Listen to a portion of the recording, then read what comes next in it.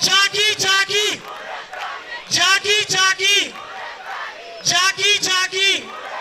नहीं, मैंने बस यही बोलना था कि आज जैसा कि आप लोगों को पता है कि हमारा जो कानून है वो 2018 में पास होने के बाद 3 साल बाद 4 साल बाद चैलेंज हुआ है शरई अदालत में, और उसके बाद जो है ये ज़ेरे सेनेट की कमेटी की ज़ेरे रिव्यू है।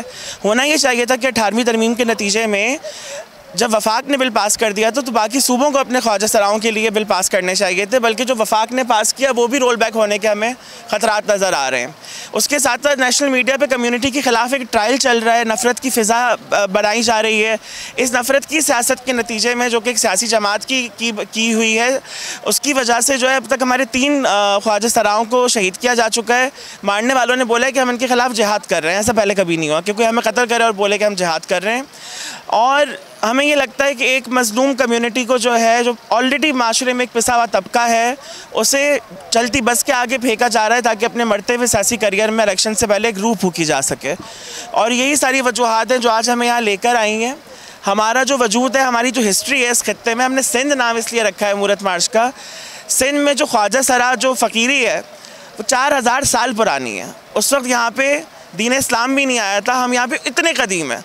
तो और जब यहाँ इस्लाम आया तो आपको ख्वाजा सरा जो है वो फ़कीर बन के लाल शहबाज कलंदर के मज़ार पे नज़र आएंगे।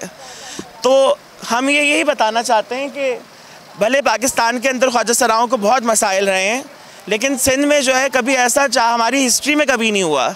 और इसी प्लेटफॉर्म से हम बाय एक्सटेंशन पूरे पाकिस्तान में ख्वाजा सराओं के हुकूक़ की जद्दोजहद लड़ेंगे, और हम कहीं नहीं जा रहे, हम यहीं मौजूद हैं और हम ऐसे ही रहेंगे।